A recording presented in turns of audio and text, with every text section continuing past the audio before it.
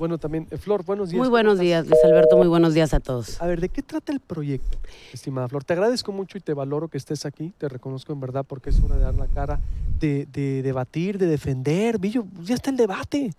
Digo, adelante, ¿de qué es? Aparte es público, ¿no? Yo creo. Es público, punto. Esto es público. Desde el 17 de julio se hizo público en la Gaceta el dictamen de todas las reformas, ¿no? De varias reformas que se fueron a discusión. Y bueno, te voy a decir, este tema de las famosas reformas constitucionales, de entrada, te digo, son reformas que se han venido en algunos casos elaborando con anticipación, con bastante tiempo de anticipación. Tenemos, por ejemplo, el tema de la mejora regulatoria, que viene como reforma constitucional, es una armonización de la ley federal, o sea, de la Constitución Federal, que tenemos nosotros obligatoriamente con tiempos definidos y precisos que te marca el Congreso de la Unión para la aprobación de estas mejoras regulatorias. ¿Qué significa? Que el gobierno del Estado o los gobiernos de los estados tienen la obligación de estar, por así decir, reestructurando y actualizando y armonizando sus leyes para mejorar todos los sistemas, sistema político, social y económico. Tenemos el tema del fuero, la eliminación del fuero, cualquier tema en materia del fuero, la inmunidad legal o procesal, para que se otorguen prerrogativas jurídicas a ciertos funcionarios, se está eliminando, y como tú lo sabes, es un tema que lo hemos traído con mucho tiempo y que se ha ido analizando, y que te lo digo yo, que yo fui una gran opositora de eliminar el fuero, por ejemplo, desde la Cámara de Diputados, que en la Cámara de Diputados, después de un gran debate, se eliminó el fuero, mas sin embargo se quedó detenido en el Senado. Y esos son temas que trae David Palafox y que trae Carlos León, y que los estamos retomando de acuerdo a las iniciativas que ellos presentaron, y que todo se hace en un conjunto para poder.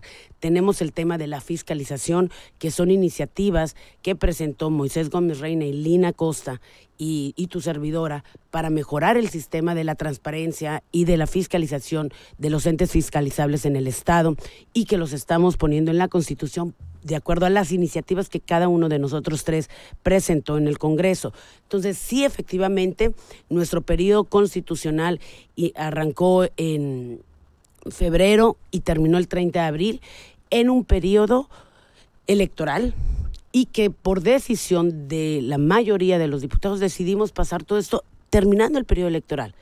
Pero por eso empezamos con nosotros. Eso es lo positivo, pero las reformas constitucionales que dan poder de veto al gobierno de Sonora, ¿cuáles? Te voy a platicar. Explícanos en qué consiste, porque la verdad, a ver, primero no lo hicieron público, después tronó por presión. De hecho, ya tengo al presidente del Poder Judicial también, si me puede nomás, para que él me nos ayude a explicar también cuál es el proyecto y qué dice la Constitución. Te comento, y me encanta que me preguntes ese tema, porque de verdad creo que es justo y necesario explicarlo.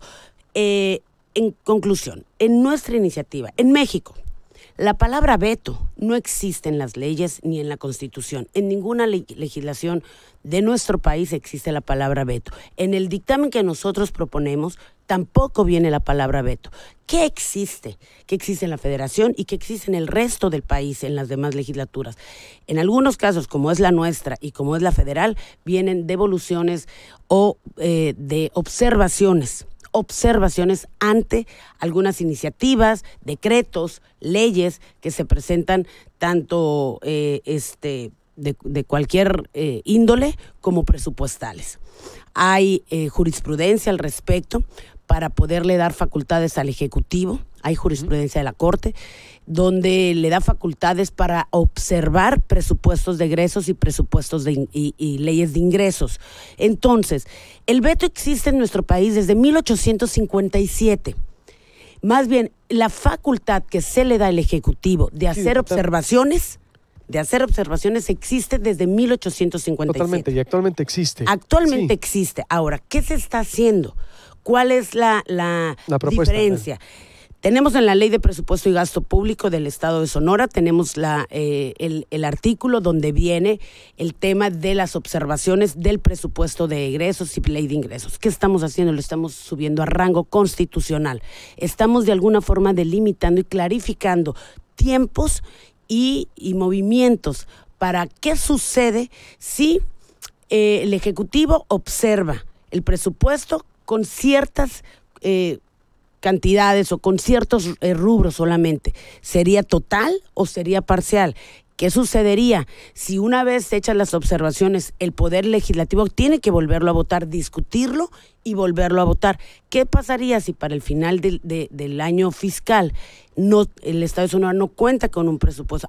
Pues entonces se va a reconducción presupuestal. Sí. Y eso se tiene que subir lo estamos poniendo como atribuciones del Congreso a rango constitucional, porque ya eso existe en nuestras leyes. O sea, no estás hablando de algo que estamos inventando. Y de todas maneras, todo esto lo estamos clarificando en nuestras constituciones, que es una propuesta que yo hice en el Poder Legislativo y que lo hice en el Congreso de la Unión, en la Cámara de Diputados.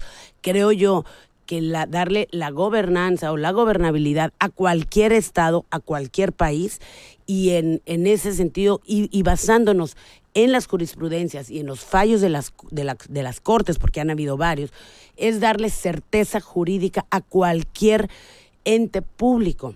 Llámese gobierno del estado, llámese municipio, llámese federal. ¿No es un sobrepoder que se le va a dar al estado, a la gobernadora, para poder vetar? Ya lo tienes. Lo tienes en la Ley de Presupuesto y Gasto Público, artículo 14 y artículo 16. Ya existe. ¿Y ahora cuál es la diferencia? Lo está subiendo a rango constitucional. A Constitución. Y lo estás clarificando.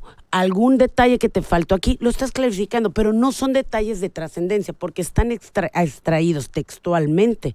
Los artículos 14 y 16 de la Ley de Presupuesto y Gasto Público están extraídos y puestos en la Constitución, tal cual. No es algo nuevo. Te doy un ejemplo. Yo fui diputada en el 2009. Con la primera legislatura de oposición aquí en el gobierno del Estado. Por rango de constitucional, hoy la gobernadora va a tener la capacidad de poder frenar una ley. No, porque se tiene que volver a votar. Se tendría que volver a votar. Se tiene que volver a votar. Y si sucediera, como en el caso del gobernador Guillermo Padres, que los diputados en aquel entonces, cuando teníamos la obligación de tener quórum, ahora no lo tienes, ahora lo puedes sesionar, para evitar esa parálisis legislativa. En aquel entonces, como nos dio el 31 de diciembre, nos tuvimos que ir a reconducción presupuestal. Dame un ejemplo, por ejemplo, sí, la reconducción presupuestal que viene en 2002. Dame un ejemplo, por ejemplo, no sé, el Congreso, los diputados de Morena le quitaron del presupuesto de comunicación social, que son 300 millones de pesos, le quitaron 200 y le dejaron 100 a la gobernadora. Exacto. ¿Van a poder hacerlo eso? Sí lo pueden hacer, pero obviamente. Lo pueden hacer, pero la gobernadora dice no. Decir, ¿Sabes qué? No, yo necesito ese dinero para obra.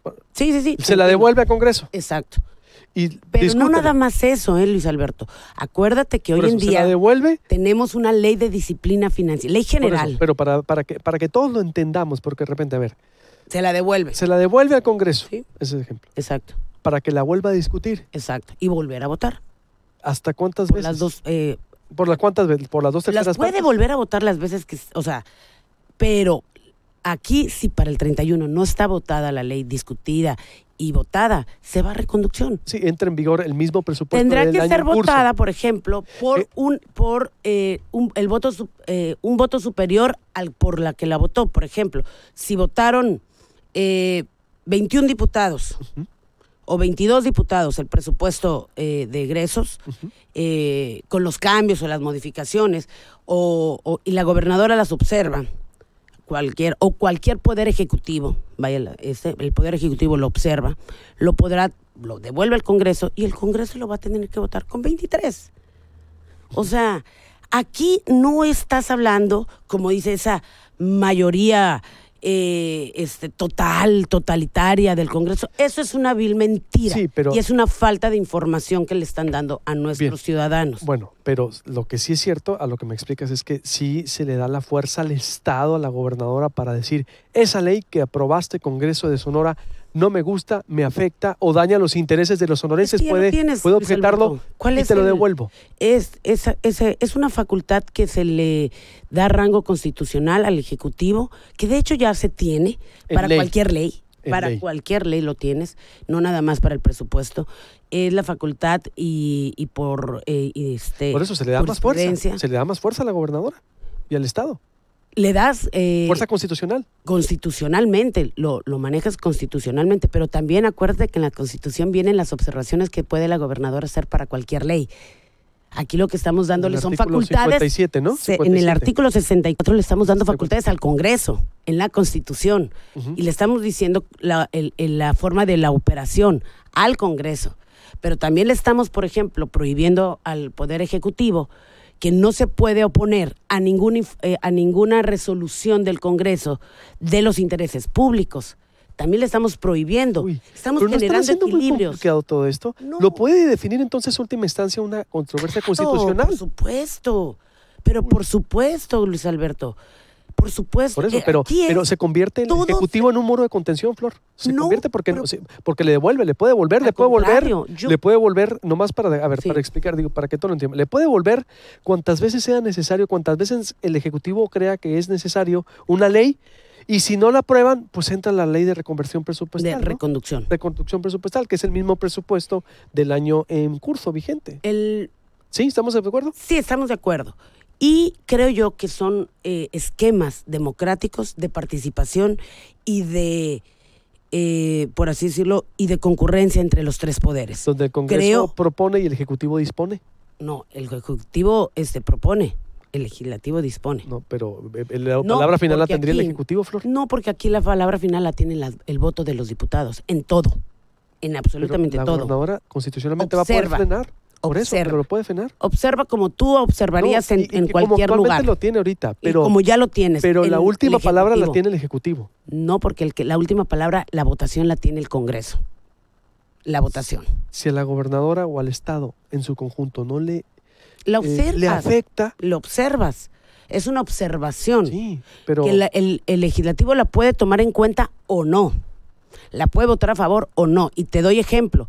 Nosotros tuvimos observaciones a la ley electoral. ¿Quién va a definir si es legal o no, entonces, en última instancia, lo que apruebe el Congreso? Ya existe. Y no nada más aquí. Existe en el Congreso Federal, existe en los 32 estados de la República. ¿Quién tiene la última palabra? El Congreso. ¿El Congreso? El Congreso es el que tiene la última palabra porque es el que al final del día vota. Y vota por la mayoría. Entonces, no hay... ¿Una mayoría de cuánto? El presupuesto se vota dependiendo, ¿no? El presupuesto se vota por la mitad más uno porque es una ley, y la deuda, en caso de que sea deuda, se tiene que votar aquí y en todos lados por las 2/3 partes, ¿no? Para aprobar deuda, compromisos adquiridos, financiamientos, etcétera. Pero el Ejecutivo se le simplemente extrae artículos de una ley y los subes a rango constitucional meramente, y simplemente el Ejecutivo tiene facultad para observar, que ya las tiene, observar. Pero lo frena. No lo frenas, porque lo devuelves. Oye, eso pues lo devuelves al Congreso. No me gustó esta cotización. Corrígelo. Supongamos, te lo voy a poner en tu empresa. No me gustó, oye, tu gerente te dice, oye, aquí está esta cotización para que la vote tu consejo administrativo. Fíjate que tú eres el dueño, no me parece tu cotización. Corrígela, cámbiala. Mejor ponle aquí asado. Cámbiale estos datos. Te lo devuelve tu gerente y lo pones a votación a tu consejo. ¿Están de acuerdo con estos cambios que yo observé? Mayoría sí, mayoría no. Tu consejo decide, tu administrativo. Es tu asamblea, por así decirlo, pero tú tienes la facultad de decirle a tu gerente, oye, fíjate que me gustaría mejor que hicieras esto, así. Pero eso me estás dando una explicación de la iniciativa privada, ¿no? privada, estoy tratando de hacerlo muy coloquial. Estamos hablando de administración pública. Exacto, pero estamos hablando de una forma muy coloquial para poderlo aterrizar, Luis Alberto. Me queda claro tu explicación, dices, la gobernadora observa, pero lo que veo yo es la facultad de corrige la plana como actualmente la tiene. A ver, el presidente del Poder Judicial, estás por